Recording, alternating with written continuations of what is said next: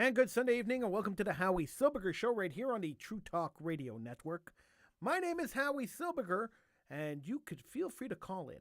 Numbers to call, 1-877-669-1292. That is the number to call to get in on the conversation here on the Howie Silbiger Show on the True Talk Radio Network. It is a pleasure, an honor, and a privilege, and a pleasure to be here with you today. And I'm really happy that you decided to join me here and be part of the show. So feel free to call in anytime, 1-877-669-1292. So what is the biggest thing everyone's talking about today? We're talking about Ukraine, the big war in Ukraine. So let me be completely honest with you, as I always am on this show. I personally don't give a darn about the people of Ukraine. I don't care about them. I don't want to know about them. I don't care if they are, if they're safe, if they're not safe. I have no feelings towards them, and I will be completely honest. I really, really just don't. And the reason I do not have any feelings for the people of the Ukraine, the reason I don't care much for them, the reason that that I'm really not a fan of the Ukrainian people, is quite simple. It goes back to World War II. And the fact that the Ukrainians were the worst people, worse than the Nazis, when it came to treating Jews during World War II. 35,000 people killed at Babi Yar. People murdered, people harassed, people executed, people tortured in the Ukraine. And don't think a hatred like that goes away so quick. Don't think a hatred like that disappears because Nazism was defeated. That doesn't happen. And because that doesn't happen, it means that that hatred is passed on from generation to generation.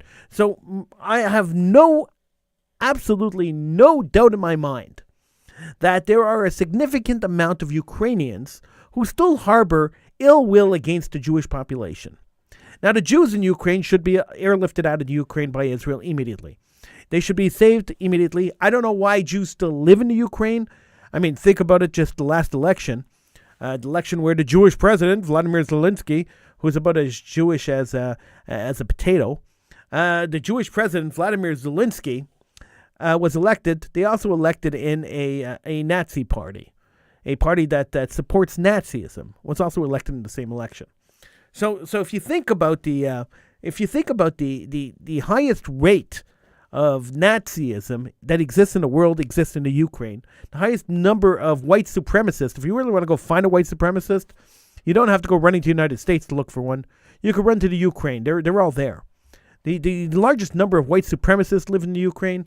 It is not a nice country. It is not a good country, and it is not a country that I care even iota about. I care about the Jews living in the Ukraine, and I think that they should be saved. They should be evacuated. They should be relocated to Israel. But other than that, that whole country could burn down, and you would not shed a tear. You would not hear. You wouldn't hear me even cry. Just not even a drop of tears over the people of the Ukraine.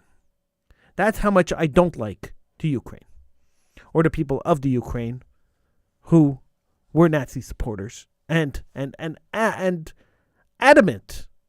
participants in the destruction of my people. Now, I've voiced this over the last week or so as this Ukrainian situation has been ramping up. I voiced my opinion on this numerous times on social media, and many people have attacked me and said to me, "Howie, how could you say such a thing? Times have changed." Really? Have they changed? A Nazi party was elected into the parliament of the Ukraine. Have things really changed? I don't think they have. And that's really where my problem lies, in the fact that things have not changed. Jew hatred in the Ukraine is high. Jew hatred, the Jewish population lived there freely, but there was always that blanket of Jew hatred that covered their country. I don't understand. I honestly just don't understand. I don't get the concept of Jews who choose to stay in Europe, which is the huge cemetery of Jewish people. I don't understand why Jews would choose to live there when they have a lot of other options. But once again, I don't have to understand everything in order to live in this world. I don't have to understand everything in order to be a thoughtful, productive human being. But that really confuses me. I'm awfully confused by the fact that Jews decide to stay in places where it is obvious that they're not welcome. It's obvious they're not liked. And how much more obvious could Europe make it, where they annihilated 3/4 of their Jewish population? So I don't think it could be even more. I don't think it could be more clear. I think it could be clearer than that when it comes to talking about how much you love or hate your Jewish population. So here we are. Ukraine is being attacked by Russia. I'm not a big fan of the Russians either. They were not very good to my people either. But I don't know who I hate more, the Russians or the Ukrainians, when it comes to the history of them treating the Jewish people. It's a toss-up, really. But what really gets my goat, and this gets my goat, this got my goat from day one, and still gets my goat. Earlier today, MP Anthony Housefather, and I know I've been talking about Anthony Housefather a lot lately. I know the guy; he's a decent guy, but I'm really not happy with his MP-ship. Let's put it that way.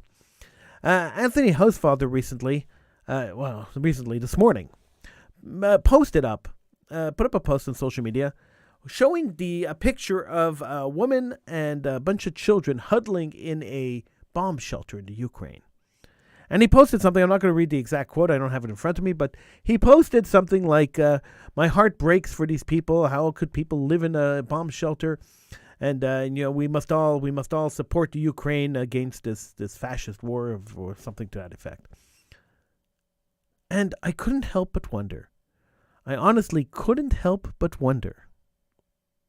Where was Anthony Housefather when the people of Sderot for almost 20 years have been huddling in bomb shelters in Israel? Where bombs have been flying in from Gaza and people of Sderot have been living in bomb shelters. They can't venture more than 5 seconds away from a bomb shelter. Hundreds of thousands of bombs have fallen on their heads since 2006. Where was MP Housefather? Where was his condemnations? Where was his heartbreaking for the Jewish people? It's sickening to me that this guy plays the Jewish card to get elected. He plays the Jewish card while in in Parliament. He plays the Jewish card a lot. Yet when Jews are subjugated to thousands of bombs falling on their heads, they're not even worthy of a tweet by Mr. Housefather. Not even worthy. I'll tell you why. It's quite simple. Politicians play for votes. And guys like Mr. Housefather feel that they have it in the bag before the election even happens. They don't have to cater to the Jewish community. They don't have to pander to the Jewish community. A lot of the posts that these politicians put up aren't very sincere. I'm not so sure how sincere Mr. Housefather's post was this morning, where his heart was broken by the plight of this woman and her children in the Ukraine.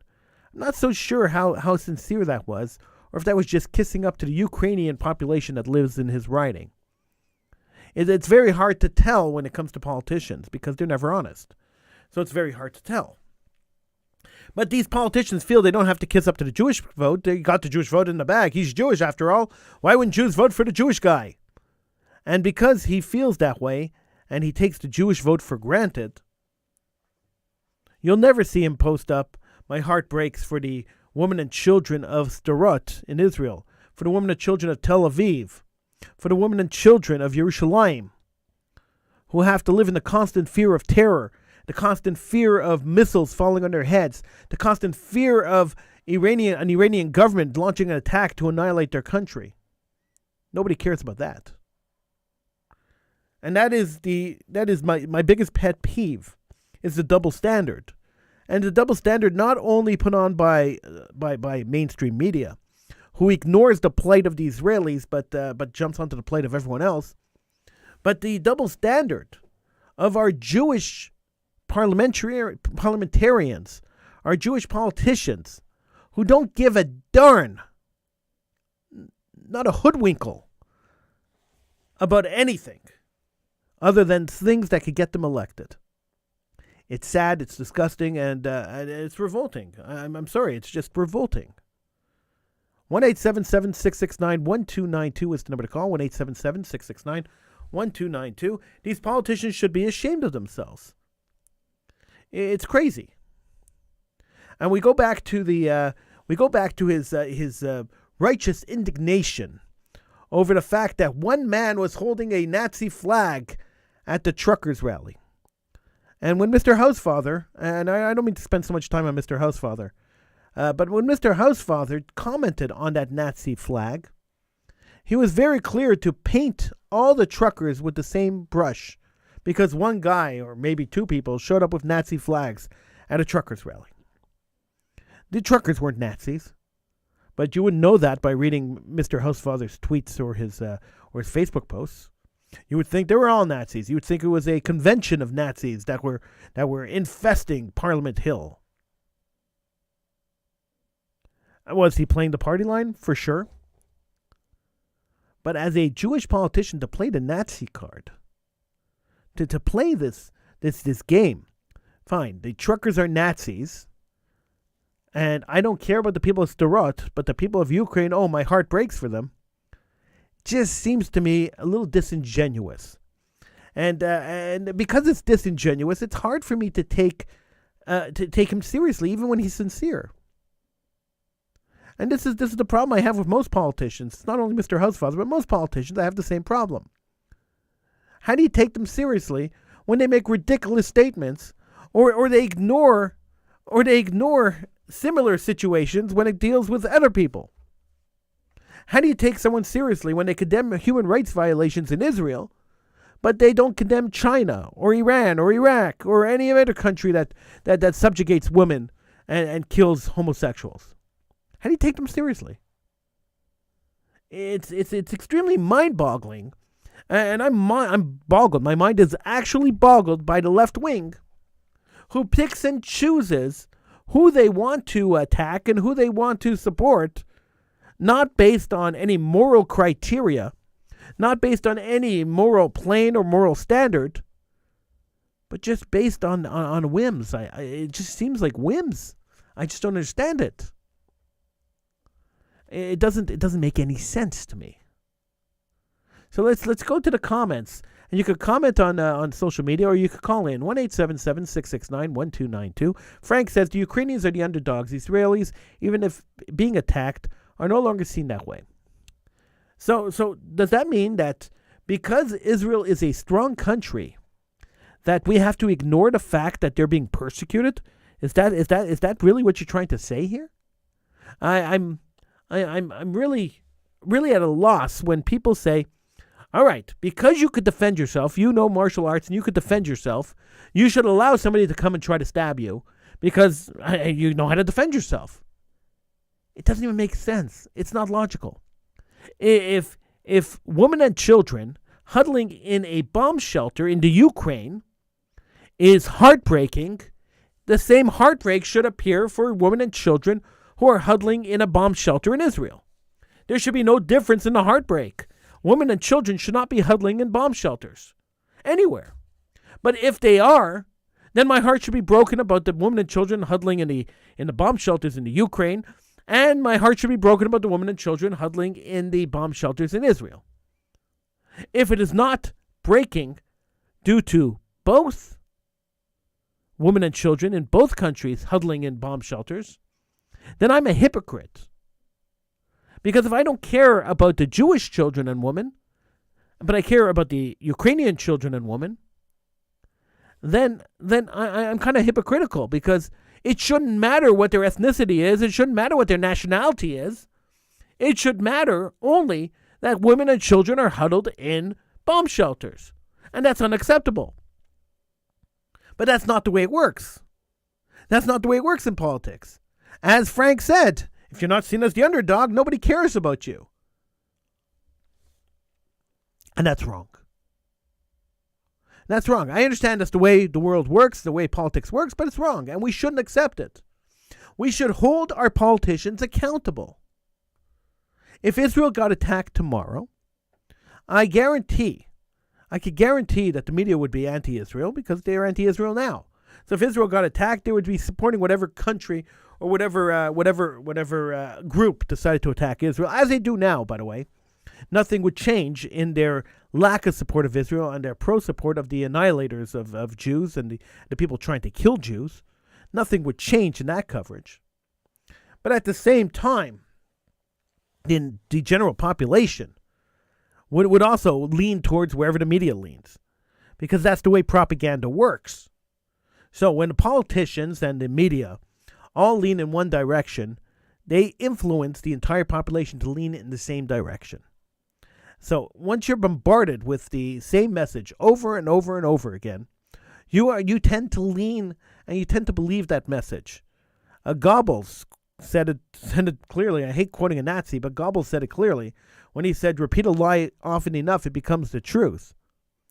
It is actually true. If you repeat a lie long enough, it becomes the truth. Just take a look at the example of the so-called Palestinian people. That lie has been repeated so many times that people actually believe that the Palestinians were an ancient tribe that lived in Palestine, a country that never existed and a people that never existed. If you look at the history of the Palestinian people, you realize that they were created in 1963, 64. They were created to try to usurp Israel, to try to kill Israel from the inside, kind of like the BDS movement is doing it now. So, if you repeat a lie long enough, then it becomes the truth. And this is what the media does constantly. And this is what, like I said, never believe anything anyone tells you in the media, including me. Don't believe me at all. Anything I say here, look it up. Look it up. And if I'm wrong, call in or email me or message me. Because I think that media should have a responsibility to disseminate the truth. Media should have the responsibility to speak the truth to all issues, to present both sides of the issue. Like, you'll never present the actual truth, but you can present both sides of an issue and give a balanced view of what the issue is. But we all know, and we all know, in North America, we all know. If you tune into CNN, you're going to get one perspective. If you tune into Fox News, you're going to get a totally different perspective. And sometimes it feels like both networks are living in different worlds, that they're not even on the same planet. Sometimes you watch coverage of the same event on both networks, and you realize that there seems to be an issue in interpretation. That sometimes it just feels like they're not even in the same atmosphere. And that's problematic too, because people who choose to watch one network over another network never see the other side. And when you don't see the other side, you can't understand the issue. You can never have a good argument. You can never have a good debate unless you understand both sides of the debate. If you don't understand both sides of the debate, it's impossible to have a good debate. How could you do that? How could you possibly argue your side if you don't understand the other side? It is impossible. It is virtually impossible to do a decent job if you don't get the other side. You have to listen to both. You have to watch both. You have to listen to both. And then you have to make up your own opinion. You have to understand that there are two sides to every story, and then there's the truth. And the truth is usually about halfway between both sides. If you don't understand that, then you are just being brainwashed by whatever media source that you're watching. Now, of course, you could decide that you believe going one way or the other way, political leanings. It doesn't really matter. As long as you're sincere in your belief, as long as you're based in reality, which is really important, to be based in reality. As long as you're based in reality, then there's something to talk about. But if you're not based in reality, then you can't really have a conversation, because the conversation just veers off in weird directions that you can't follow. So if you're well read and you understand the news, then you can have conversations about the news, and you may not agree politically with the person you're talking to, but you can have an intelligent conversation. that doesn't always happen, and it's happening less and less. As the society is getting more polarized, politically polarized, it happens less and less and less. And we've gotten to a point in society now where one side watches one network and the other side watches the other network, and the two sides never understand each other's arguments. They never get it because neither one of them ever watches the other side. They never hear the other argument. You can't think about an argument unless you hear it. And they never expose themselves to that. I talk to people on a constant basis. I'm always talking.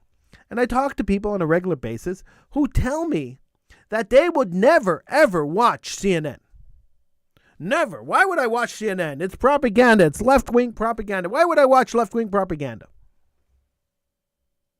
You're cheating yourself. When you do that, you're cheating yourself. Why would you punish yourself by not getting the other side of the story? I only watch Fox News, somebody told me. Well, you're an idiot. If you only watch Fox News, you're an idiot. You have to expose yourself to both sides. If you only watch CNN, you're the same idiot. You have to expose yourself to both sides. You can't be intelligent. You can't speak intelligently unless you get both sides of the issue. And don't come and argue with me if you're not interested in listening to the other side. It just seems pointless to me. Pointless to have an argument with somebody who doesn't listen to what you have to say. If I'm talking to you and I'm listening to you, we're having a conversation, I'm listening to what you say, I hear every single word you say.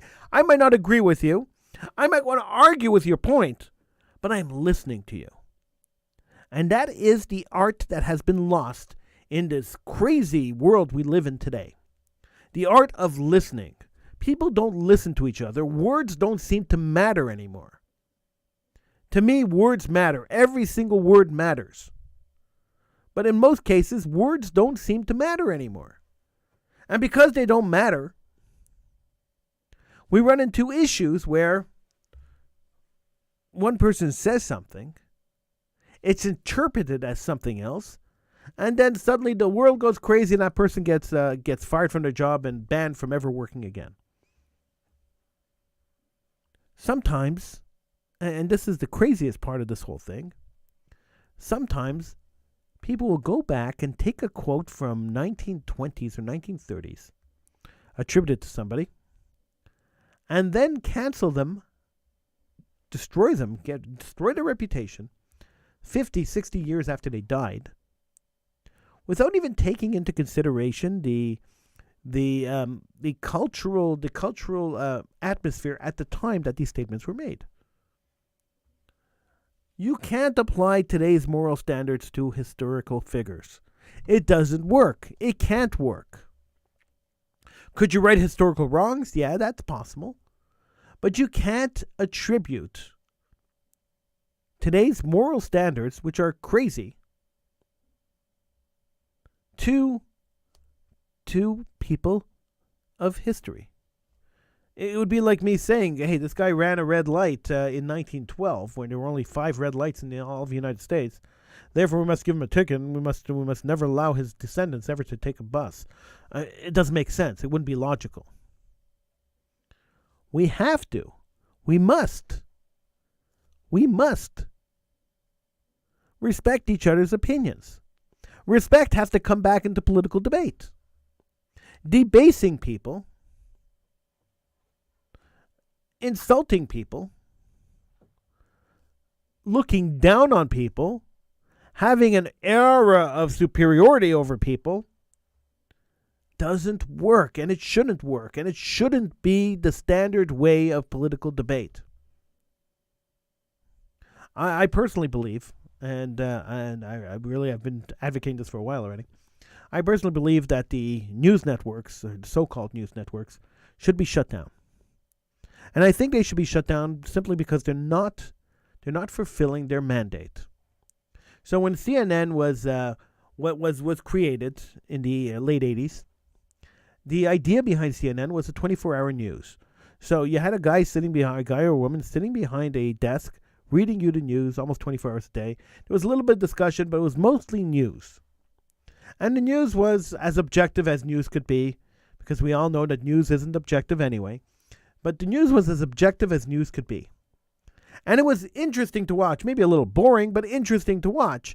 And if you wanted to catch up on the news quickly, you knew that every 15 or 20 minutes or every half hour, they would restart the newscast, and you'd be able to catch up on whatever you missed.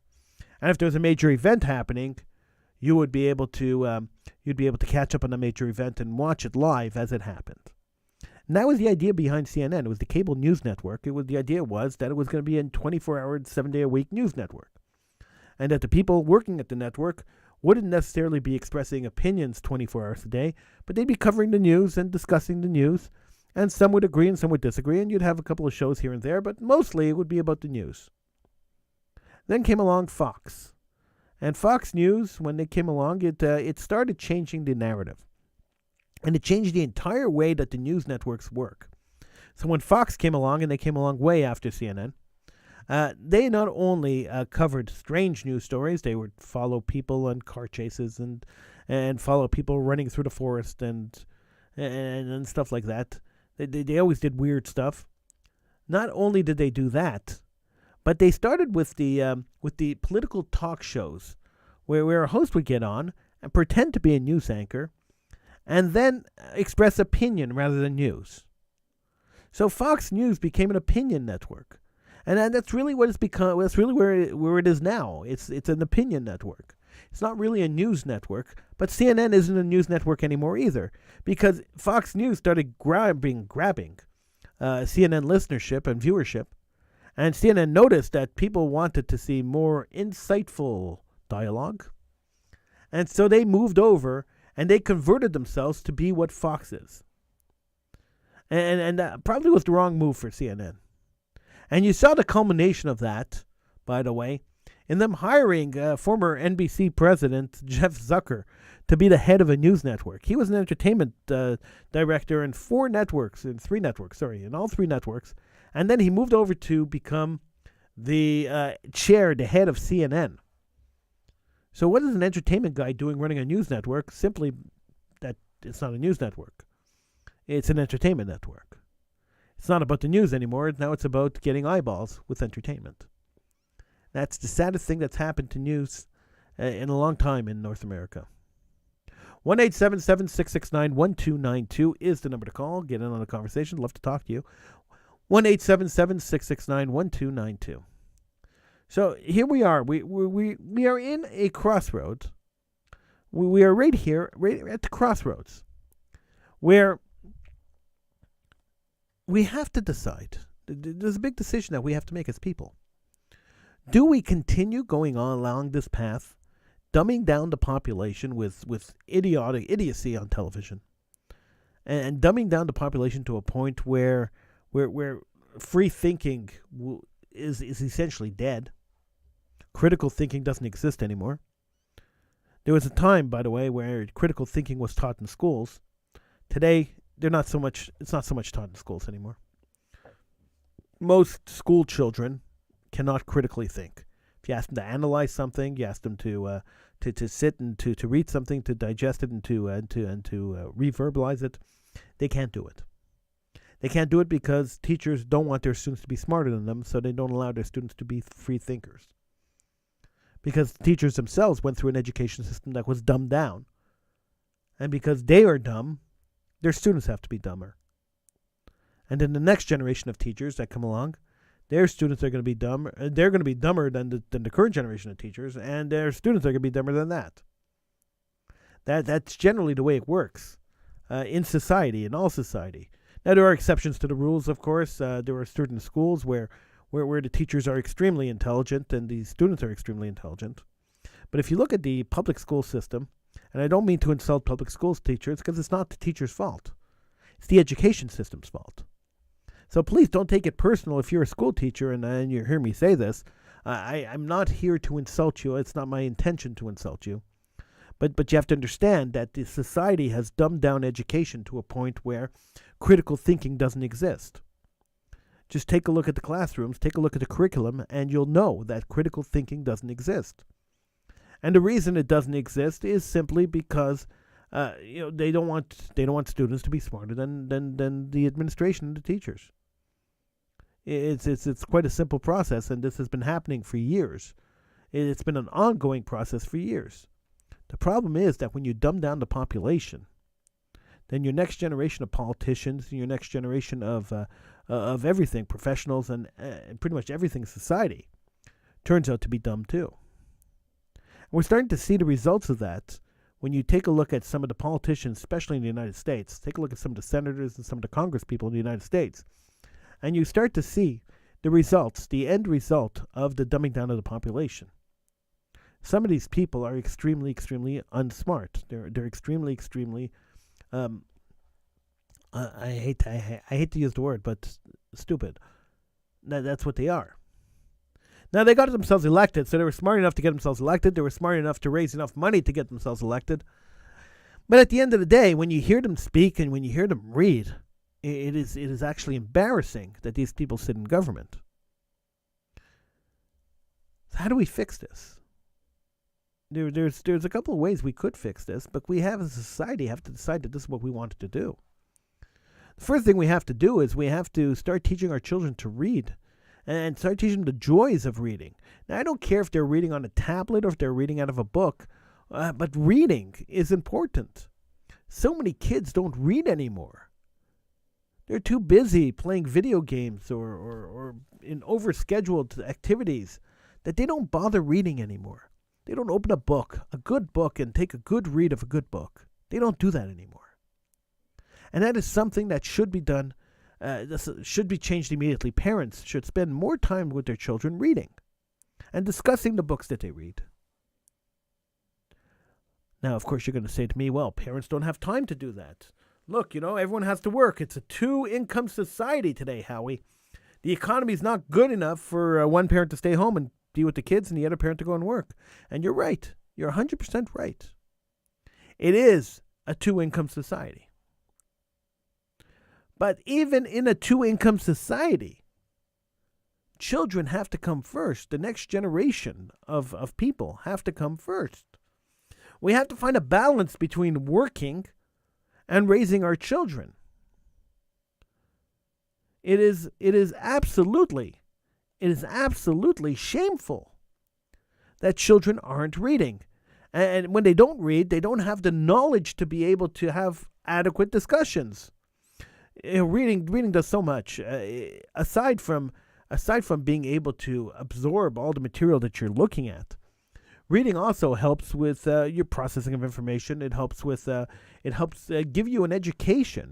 It helps you learn about different places and different things, because the descriptions in the book sometimes explain stuff that you would never know unless you read it. And thought has to be brought back into school. Kids have to be able to learn how to think again. So debate clubs, chess clubs, kids have to be able to learn how to think. I remember when I started a debate club in a high school I was working at a couple of years ago. And I said, all right, so we're going to have tryouts for the debate club. And when I did that, the principal came to me and said to me, Howie, tryouts for the debate club? You get 3 kids to show up. What are you doing tryouts? I said, listen, I have to make it exciting, right? So we're going to do tryouts, and if 3 kids show up and those 3 kids are half decent, we'll put them on the team. But we'll do tryouts. Well, I put out the notice for tryouts, and 30 students showed up to tryouts. 30. And I thought right then and there that there is a need for this. Children are craving to learn the skill of being able to have an adequate, normal debate. Craving the skill to learn how to do research. Craving the skill to learn how to critically think, to take an argument, to rip it apart, and to counter that argument. Children are craving this, and we are discouraging them from doing it. Why are we discouraging them from doing it? Because parents and teachers and administrators don't want to think that their kids are smarter than them. It is extremely, extremely sad and egotistical, and really we got to reverse this. You want to change society, it's changing it through the children. You can't change society with the old people. Old people are on their way out. Children are upcoming. You can't change society with the old people. You have to change it with the children. The old people could change society, because we're still running the show. But pretty soon we're not going to be running the show anymore. And if we allow the next generation to be less sharp, less critical, less bright than we are, then we're doing disservice not only to ourselves, but to the future generations of humans on this earth. And why are we doing that? Why would we do that? It doesn't seem right. 1-877-669-1292 is the number to call. 1-877-669-1292.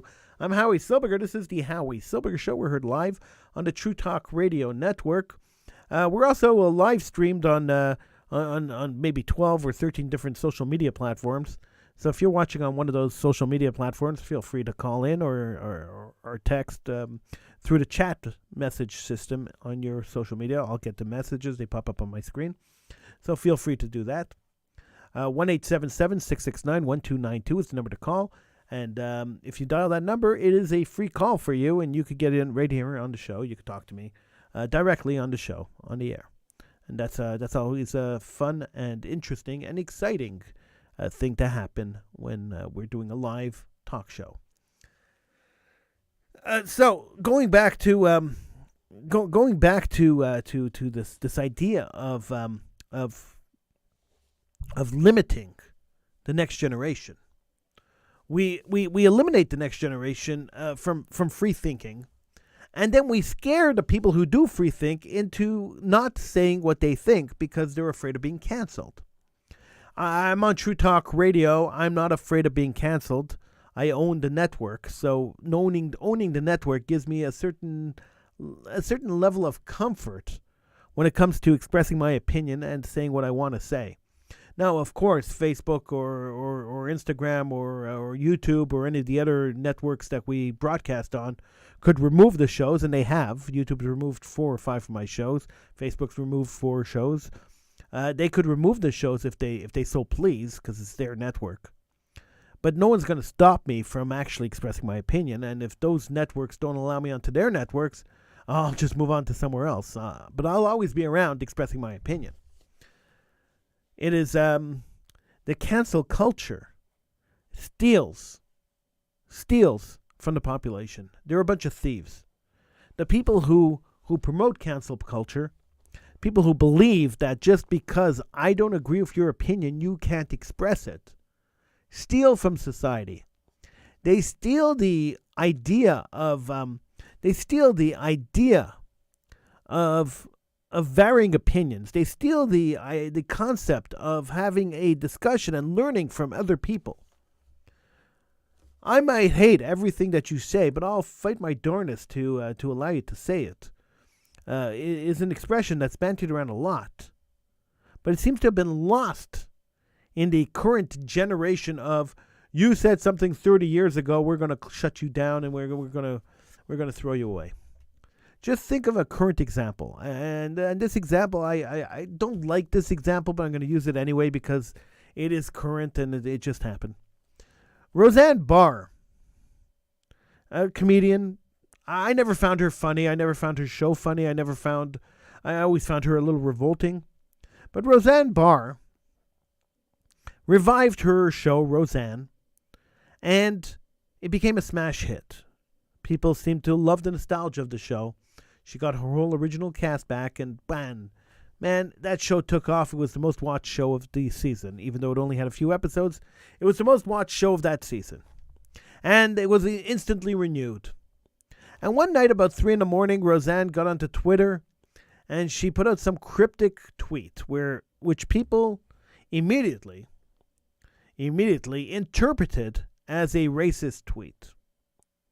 Now, let me stop there for a second. If Roseanne is a racist, which I don't think she is, but if she was a racist, does that mean that she can't be an entertainer? I don't understand why her personal opinions on whatever should interfere with the art that she's performing. It never made sense to me that if the person is a racist, they can't be a television show host or in a sitcom. Why not? I'm not watching Roseanne, although I never did, but I'm not watching Roseanne to find out what Roseanne Barr thinks about black people. I really couldn't give a damn about what Roseanne Barr thinks about black people. I'm watching Roseanne for the entertainment purposes, and that's the scripted entertainment that is recorded and vetted by the network. So if Roseanne's show is up your alley and this is what entertains you, why should you not be entertained by somebody who's a racist? Who cares? Same thing with politicians. Do I care who they're sleeping with? Not at all. Not even a little bit. The morality of politicians doesn't even concern me. The fidelity of politicians definitely doesn't concern me. Can the politician do a good job? And is he not stealing as much money as every other politician is? That's all I care about. Other than that, I couldn't care less who he's sleeping with or how loyal he is to his wife. So, let's talk about Bill Cosby, because that's the name that always comes up. Whenever I make this argument, Bill Cosby comes up. Bill Cosby was a rapist. Totally different. So, I don't care what the political opinions of celebrities are. I really couldn't care less. I'm not hiring them to be my guide on politics. I'm hiring them to entertain me. They're my personal clowns. I pay money to go and see their movies because I want to be entertained. I turn on the television and they make money off the advertising because I'm watching television because I want to be entertained. I couldn't care less what they thought about politics, nor should anybody else. They should stop being asked about politics, and if they want to express an opinion on politics, who cares? I'm never going to change my opinion on politics because Brad Pitt said he didn't like something. I couldn't care less what Brad Pitt thinks. Let's be honest. I'm just being totally honest here. So because I don't care about the politics of Hollywood, I could be entertained by their... I could diametrically oppose the political position of any actor and still be entertained by his acting. Now, what if... The question is, it was posted on Facebook. Alan posted the question. Depends on what level of racism. KKK racism or Archie Bunker racism. Doesn't matter. So if I knew an actor was a KKK member, and he was a really good actor, would it stop me from watching his show? Or if the actor was fired because he was a KKK member, and his show was in reruns or his show was available to be watched and it was a good show, would I stop watching the show? No, I wouldn't. Why not? Why would I do that? He was paid to entertain me, and if I'm entertained by the show, I'd have no reason to stop it because he has some abhorrent political view. I couldn't care less. It doesn't matter to me. Now, I might be the only one thinking this way. I don't know. Every time I express this opinion, people seem to look at me weird. So I might be the only person to have this opinion. But I really couldn't care less what anybody thinks. If you want to be in the entertainment business, then entertain me. If you want to support some cause or you want to be some kind of political pundit, well, then you're not in the entertainment business. Then you're a politician. So make up your mind. Which way do you want to go? So anyway, let's go back to the example I was using. So Roseanne Barr made this cryptic tweet. Nobody really knows what it meant, but everyone assumed it was racist. So they fired her from her show immediately. At 5 o'clock in the morning, she was fired. Now go fast forward 2 years, and then you got Whoopi Goldberg, who makes some disparaging remarks about the Holocaust and about Jewish suffering in the Holocaust, and she gets suspended for 2 weeks. Why? So, one could argue that Roseanne Barr was a Donald Trump supporter and Whoopi Goldberg is a radical lefty. That is probably the reason why that happened. But is it right? I don't think it's right. I don't think it's right that Roseanne Barr should have been fired. If people enjoy her show and she's there and she's capable of making money for the network, why would the network do that to themselves? Not good business. When you mix politics with business, it never, ever, ever comes out right. 1-877-669-1292 is the number to call. Get in on the conversation. 1-877-669-1292. So let's get on with the Ukraine. We haven't talked about Ukraine at all. Well, maybe a little bit, but we really haven't talked about Ukraine. I might be totally off base here, but I think that America actually caused the Ukrainian crisis that's happening right now. I think the Biden administration caused this. Now, I'm not a conspiracy theorist, so bear with me and hear me out. Now, you may agree or may disagree with me, but this is my theory. 2 weeks ago or 3 weeks ago, Joe Biden got up and said that he has credible information that Ukraine was going to be attacked by Russia. Now, we all know that Russia wanted to attack the Ukraine. It has been a hidden secret. Russia attacked the Ukraine in the past. Russia controlled the Ukraine. Ukraine and Russia have had a contentious relationship for years, for decades, for century, almost a century. So it's no big surprise that Russia wanted to attack the Ukraine. But a couple of weeks ago, Joe Biden got up and said publicly that he had good information, good intelligence information, that Ukraine was about to be attacked by Russia. The Ukrainian president got up and said, we don't have that information, and it doesn't appear that Russia wants to attack us. We don't think so. And then the Russians got up and said, we have no intention of attacking Ukraine.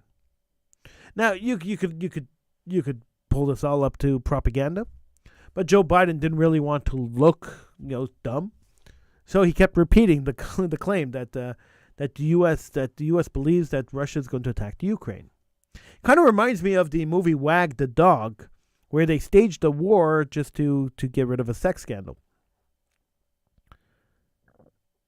So, he said Ukraine is going to be attacked by Russia. And he kept repeating it in public every time he spoke. So, is it far-fetched to think that Vladimir Putin in Russia said, okay, if America wants to attack Ukraine, let's do it, and then went and attacked Ukraine? Is that hard to fathom? Is that a little over the top? I don't know. What do you think? 1-877-669-1292. I think that Vladimir Putin attacked the Ukraine, that Russia attacked Ukraine, solely because America kept insisting that they were going to attack the Ukraine. I don't think they had the intention of attacking the Ukraine, because take a look at the way Russia's fighting. They weren't really prepared for this war. I think they just did it because America kept insisting they were going to do it. And maybe if America stopped trying to start wars in Eastern Europe, there would be some kind of, some kind of cold peace there. Maybe not. Maybe it's just me waxing. Maybe it's just me thinking too much. I don't know. But I really, that was the theory that came to my head over the last couple of days, as I watched the news and I watched the build up to this Ukrainian situation. That was the theory that came to me, that America really wanted this war, and Russia just obliged them. I could be crazy. I don't know. 1-877-669-1292 is the number to call. 1-877-669-1292. So we're doing these shows pretty sporadically these days. We're not on a regular schedule. We will be getting back to a regular schedule for this show. It's kind of been on Sundays for the last little while. There are various reasons why we haven't been regular on the air. It's going to change in the near future. Just bear with us. We're working through some of the problems that we have in producing the show, and the show will be back on a regular basis starting very soon. Keep your eyes on the True Talk Radio Facebook page, where we'll announce the schedule, and of course on TrueTalkRadio.com, where the schedule will be readily available. The shows that are airing now aren't even airing on the radio network yet. It's part of an ongoing problem we're having. We're trying to fix it. So just bear with us. It will be fixed, and once it is fixed, we will be able to be on a little more often than we are. I want to thank you all for listening and for watching, and I appreciate it. I want to thank everyone who messaged me, and I will wish you a very good rest of the day. We are planning to restart and relaunch Political Hitman this week on Tuesday. So stay tuned for that. Till then, I'm Howie Silbiger. This is the Howie Silbiger Show right here on the True Talk Radio Network. Thank you so much for joining me, and I'll see you again next time.